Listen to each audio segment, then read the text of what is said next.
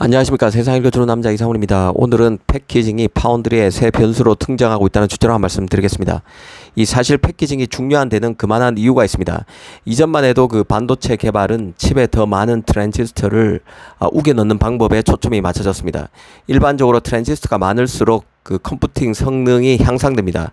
하지만 트랜지스터 사이 공간이 몇 나노미터 수준으로 줄어들면서 이 접근법의 한계가 드러난 것이죠. 그러다 보니 이제는 칩 성능을 높이려면 칩을 어떻게 배치하고 쌓느냐가 더 중요해졌습니다. 이런 접근법으로 칩 제작 방식에 초점이 옮겨지면서 이전에 방치되던 칩 패키징 영역에 더 많은 자원을 쏟아붓는 상황이 됐습니다. 더구나 지금 반도체 시장에서 가장 핫한 분야는 바로 챗 GPT로 대변되는 생성형 AI 쪽인데요. 그 AI 칩은 기본적으로 사이즈가 큽니다. 로직 칩의 대면적화가 이루어지고 있다는 뜻입니다. 기본적으로 AI 칩은 서버용 칩, 기업용 칩이기 때문에 사이즈에 구애받지 않는 것이죠. 기능에만 천착하면 됩니다. 그 엔비디아 호퍼백, 그 H백 같은 경우는 다이 사이즈가 814제곱밀리미터 정도입니다. 인텔 서버 CPU인 사파이어 래피즈의 2배 수준입니다. 말씀드린 대로 기본적으로 AI 칩은 큰데다 이 메모리로 GDDR이 아닌 HBM을 쓰는 것이죠. 여기서 그 칩온 웨이퍼온 서브스트레이트라는 고급 패키징 기술이 필요합니다. 이 고급 패키징 기술은 그 로직 칩과 HBM이라는 메모리를 실리콘 기반 인티포저라는 판에 한 번에 올리는 방법을 씁니다. 이 인티포저 위에는 메모리와 로직 반도체를 평면으로 놓기도 하고 수직으로 쌓기도 합니다. 그래서 2D와 3D가 합쳐진 형태이기 때문에 2.5D 패키징이라고 부르기도 합니다. 칩온 웨이퍼온 서브스트레이트가 2.5D 패키징이라는 것이죠. 지금 TSMC가 이 고급 패키징 설비 용량이 부족해서 패키징 설비 확대에 급하게 나선 상태입니다. 그런데 이 얘기를 다시 꺼낸 이유는 인텔, 삼성 등 다른 파운드리 행보 때문인데요. 사실 TSMC는 이미 그 패키징 설비 증설에 나섰고 TSMC에서 자체적으로 패키징이 안 되는 웨이퍼 물량의 경우는, 그러니까 인하우스에서 소화가 안 되는 패키징 물량의 경우는 외부 패키징 협력업체인 엔코 테크놀로지와 협력해서 칩을 소화하고 있습니다. 또 삼성 같은 경우는 아직 그 공식 확인되지는 않았지만 최근에 눈에 띄는 소식도 나왔었습니다. 바로 핵심은 삼성이 엔비디아에게 그 TSMC가 만든 엔비디아 칩이 새겨진 웨이퍼를 받아서 패키징을 해주는 것은 물론이고 메모리인 HBM3도 동시에 공급하겠다는 제안을 넣었다는 것입니다.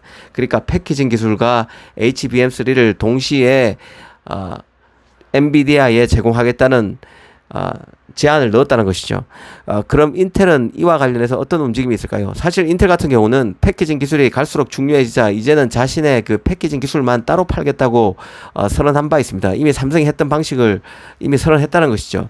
이번에 그 삼성이 엔비디아에 패키징 기술만 제공하겠다고 한 것처럼 인텔도 이미 다른 파운드리에서 만든 칩 웨이퍼를 받아서 인텔만의 패키징으로 완성하겠다는 사업 모델을 선보였습니다.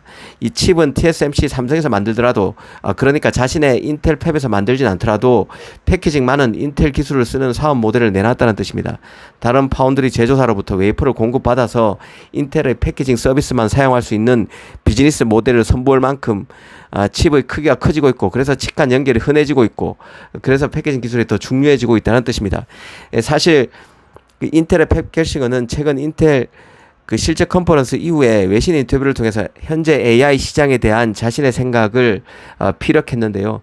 그 핵심은 엔비디아가 AI 시장의 리더로 우뚝 섰다는 점을 인정했다는 점이고, 또 인텔과 AMD도 엔비디아의 성공과 동일한 수준의 성공을 위해서 노력하고 있다는 점, 특히 인텔 같은 경우는 비용 효율적이고 전력 효율적인 대안을 제시하기 위해 애쓰고 있다는 점, 마지막으로 인텔이 웨이퍼 및 그 패키징 수준에서 AI 칩 일부의 공급자가 될 가능성도 매우 크다는 점을 강조했다는 것입니다. 이 경쟁사인 엔비디아를 굉장히 축켜 세워준 점이 눈에 띄었는데요. 인텔이 엔비디아 GPU보다 뛰어난 AI 프로세서를 내놓기 위해 애쓰고 있다는 점도 강조하면서도 경쟁사의 칩을 인텔 파운드리에서 만들게 될 것이란 강한 희망도 드러냈습니다. 엔비디아를 축켜 세웠다는 점은 어떻게 보면 엔비디아의 추파를 던졌다고도 볼 수 있습니다. 지금 겔싱어 같은 경우는 이 팹리스에 대해서는 자신의 경쟁사이기도 하지만, 프로세서 경쟁사이기도 하지만 달리 보면 자신이 나중에 고객으로 맞이해야 할 고객사이기도 하기 때문에 파운드리로서 싫은 소리보다, 듣기 싫은 쓴소리보다는 상대방을 띄워주는 얘기를 많이 하고 있습니다. 다만 반면 그 TSMC나 삼성에 대해서는 파운드리 경쟁사이기 때문에 굉장히 쓴소리를 많이 하고 있습니다. 특히 TSMC에 대해서는 양안 관계를 들먹거리면서 TSMC를 자극하기도 하죠. 팹리스들을 대상으로 TSMC에만 칩을 맡겼다가는 중국이 대만을 침공하는 사태가 벌어지면 불상사가 일어날 수 있기 때문에 인텔을 활용해야 된다는 얘기를 수시로 하고 있는 게 바로 갤시건입니다.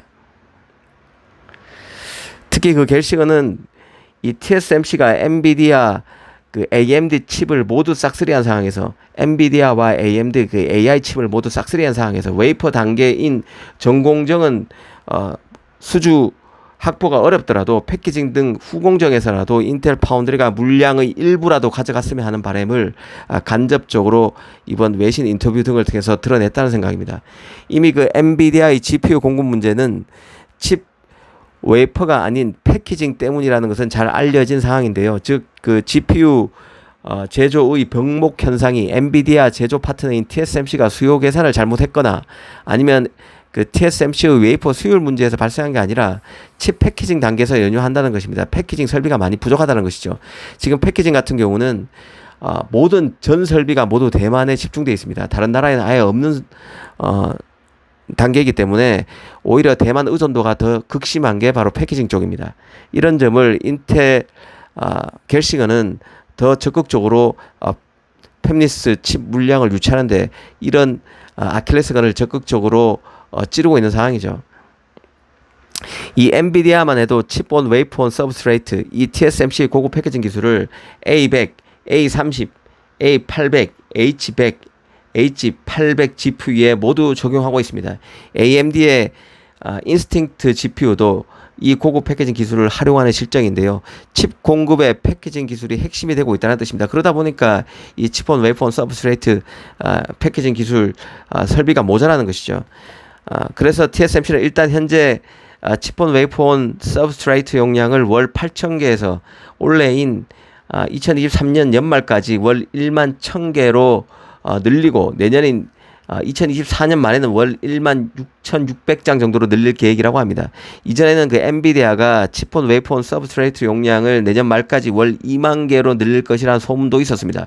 다 비공식적인 추측에서 나온 얘기로 부정확할 수 있습니다. 어찌됐든 인공지능 서버 생산량이 크게 증가해서 이런 고급 패키징 서비스에 대한 수요는 크게 늘어날 수밖에 없다고 이해하시면 될 것 같습니다.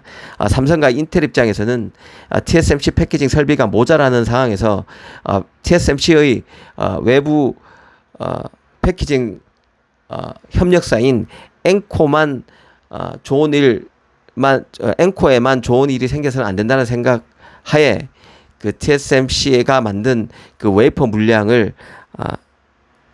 인텔과 삼성이 유치하기 위해서 혈안인 것도 눈여겨봐야 할 대목입니다. 그런 맥락에서 삼성과 인텔의 웨이퍼 수주 가능성도 항시 염두에 두고 지켜볼 필요가 있다는 생각입니다.